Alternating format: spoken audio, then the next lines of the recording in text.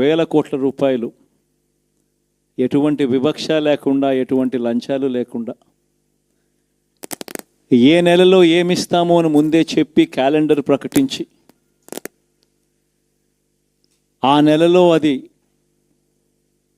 తప్పకుండా ప్రతి సంవత్సరం తూచా తప్పకుండా ప్రతి సంవత్సరం అది జరిగేట్టుగా చేస్తూ ఏకంగా 2,70,000 కోట్ల రూపాయల వివిధ పథకాల ద్వారా మాట తప్పకుండా జరగడం కూడా గతంలో ఎప్పుడూ కూడా చూడలేదు, జరగలేదు. ఇవన్నీ కూడా నేను ఏదైతే చెప్తా ఉన్నానో ఇవన్నీ ఎప్పుడూ చూడని మార్పులు, గతంలో ఎప్పుడూ జరగని సంస్కరణలు.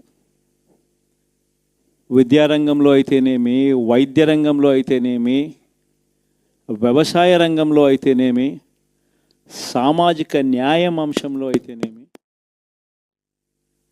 మహిళా సాధికారత అంశంలో అయితేనేమి, గవర్నెన్స్ విషయంలో అయితేనేమి ఎప్పుడూ జరగని చూడని సంస్కరణలను కూడా తీసుకొచ్చు. ఇవన్నీ నేను ఏదైతే చెప్తా ఉన్నానో ఇవన్నీ మనం చేసి చూపించి ప్రజల మన్ననలు పొందిన తర్వాతే ఎన్నికలకు వెళ్ళాం. ఎన్నికల్లో ఏమైందో తెలీదు. 5 సంవత్సరాలు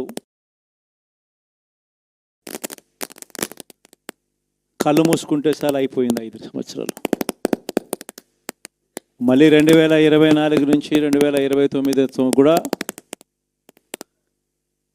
అదే మాదిరిగానే కళ్ళు మూసుకుంటే 2029 కూడా కళ్ళు మూసుకుంటే వచ్చేస్తుంది. ఇవి మనం గుర్తుపెట్టుకోవాల్సిన అంశం ఏమిటి అని అంటే, సినిమాలో ఓన్లీ ఫస్ట్ హాఫ్ మాత్రమే అయ్యింది. గతంలో కూడా ఇదే మాదిరిగా పరిస్థితులు ఉన్నప్పుడు కూడా మనం ఏ మాదిరిగా పైకి లేచాము అన్నది కూడా మీ అందరికీ తెలిసిన విషయాలే. నేను ఒక్కటే మీ అందరికీ చెప్తా ఉన్నా, ప్రజల్లో ఈరోజు మనం చేసిన మంచి ఉంది. ఇంటింటికి మనం చేసిన మంచి ఇంకా బ్రతికే ఉంది. ప్రజల్లో ఈరోజు మనం చేసిన పాలన మీద విశ్వసనీయత అనే పదానికి అర్థం ఈ రోజుకి కూడా ప్రజల్లో ఉంది. గడప గడపకు మనం చేసిన మంచి ఇంకా ప్రజల్లో బతికే ఉంది. మరి ఇవన్నీ ఉన్నప్పుడు మళ్ళీ మనం లేయడం కూడా తథ్యం. కాకపోతే కొంచెం టైం పడుతుంది. ఆ టైం ఇవ్వాలి. ఆ టైం ఇచ్చినప్పుడు, అది జరిగినప్పుడు, పాపాలు పండినప్పుడు ఖచ్చితంగా మళ్ళీ మనం పైకి లేస్తాం. ఈ విషయం ప్రతి ఒక్కరం కూడా గుర్తుపెట్టుకోవాలి. ఎందుకు ఈ మాట కూడా చెప్తా ఉన్నానంటే, రాజకీయాలలో అన్నిటికన్నా ముఖ్యమైన అంశం క్యారెక్టర్, విలువలు, విశ్వసనీయత. ఈ పదాలకు అర్థం తెలిసి ఉండడం రాజకీయాలలో చాలా అవసరం. రాజకీయం అంటే ఎల్లవేళలా అధికారమే కాదు. అధికారంలో లేనప్పుడు కష్టాలు ఖచ్చితంగా వస్తాయి. కానీ ఖచ్చితంగా కష్టాలు వచ్చినప్పుడు మనం ఖచ్చితంగా ఏ రకంగా రియాక్ట్ అవుతామన్నది మన చేతుల్లో ఉంది. విలువలు, విశ్వసనీయత లేని మనిషిగా రాజకీయాలు చేద్దామా, లేదా కష్టాలు వచ్చినప్పుడు ఆ కష్టాలను ఎదుర్కొని హుందాగా నిలబడుతూ మళ్ళీ 5 సంవత్సరాలు కళ్ళు మూసుకుంటే 5 సంవత్సరాలు అయిపోతాయి, మళ్ళీ 5 సంవత్సరాల తర్వాత మన పాలన వస్తుంది, మన ప్రభుత్వం వస్తుంది, అప్పుడు మళ్ళీ మనమే ఆందోళన ఎక్కుతామన్నది కూడా గుర్తుపెట్టుకొని అడుగులు వేస్తామా అన్నది మనలో ప్రతి ఒక్కరూ కూడా ఆలోచన చేసుకోవాలి. ఇదే మన ప్రభుత్వం అధికారంలో ఉన్నప్పుడు కులం చూడలేదు, మతం చూడలేదు, ప్రాంతం చూడలేదు, రాజకీయాలు చూడలేదు, చివరికి ఏ పార్టీకి ఎవరు ఓటు వేశారు అన్నది కూడా చూడకుండా ప్రతి పథకము కూడా డోర్ డెలివరీ చేయించాం. మనం అర్హత మాత్రమే ప్రామాణికంగా తీసుకొని ప్రతి పథకము, ప్రతి మంచి కూడా ప్రతి ఇంటికి డోర్ డెలివరీ చేయించాం. అలా ప్రతి మంచి, ప్రతి పథకము డోర్ డెలివరీ చేసిన ప్రభుత్వం మనదైతే, పాలన మందైతే, ఈరోజు కేవలం వాళ్ళ పార్టీకి ఓటు వేయలేదు అని మాత్రమే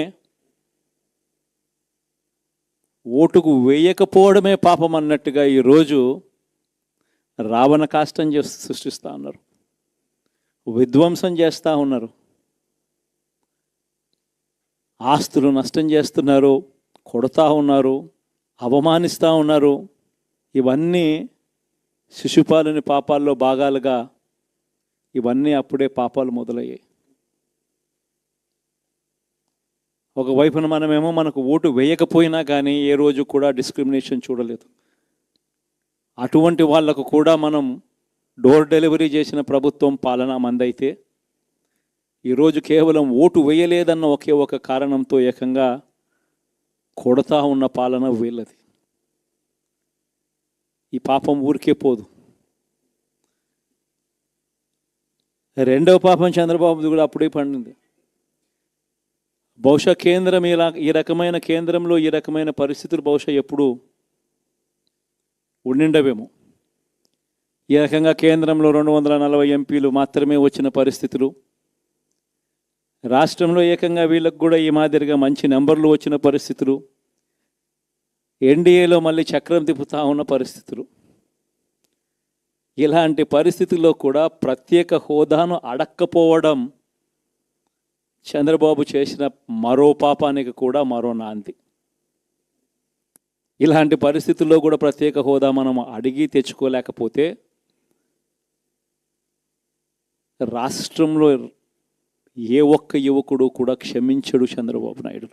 మనం కొంచెం ఈ పాపాలు పండేదాకా మనం గట్టిగా దీన్ని నిలబడగలిగితే, ముందుకు తీసుకొని పోగలిగితే ఈ పోరాటాన్ని ఆటోమేటిక్గా శిశుపాలుని 100 పాపాలు ఫాస్ట్గా ఎరోడ్ అయిపోతాయి. అంటే ప్రతి ఒక్కరూ ఈ విషయాలన్నీ గుర్తుపెట్టుకోమని కొడతాం. ఎన్ని బహుశా నేను చెప్పేటివన్నీ కూడా మీ అందరికీ కూడా తెలియనేటివి కాదు. కేవలం నేను మీ అందరికీ గుర్తు మాత్రమే చేస్తా ఉన్నా.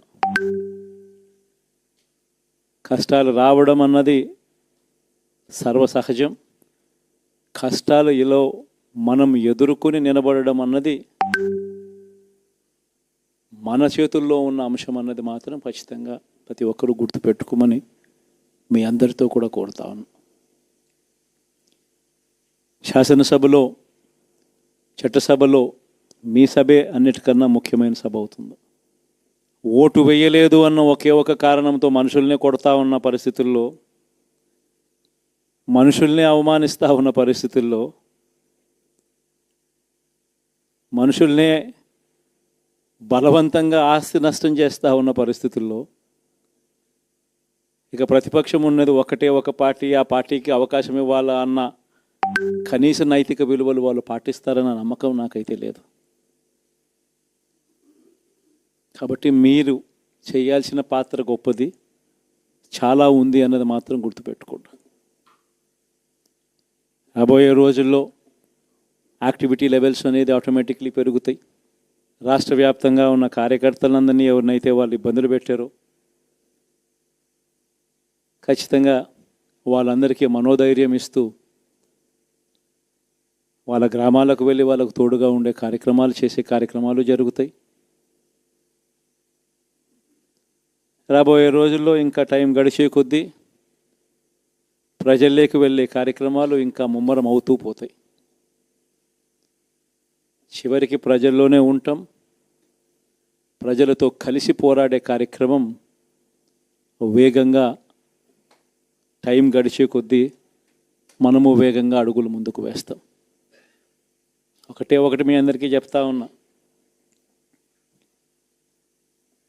ఏకంగా 14 నెలలు పాదయాత్రలు చేశాం. ఆ వయసు ఈ రోజుటికి నాకుంది. ఆ సత్తువ ఈ రోజుటికి నాకుంది. కాబట్టి మీరు మాత్రం ప్రతి ఒక్కరూ గుర్తుపెట్టుకోండి, ఆ టైం వచ్చేదాకా మీ పాత్ర చాలా కీలకం. ప్రతి ఒక్కరూ ఈ విషయాన్ని మాత్రం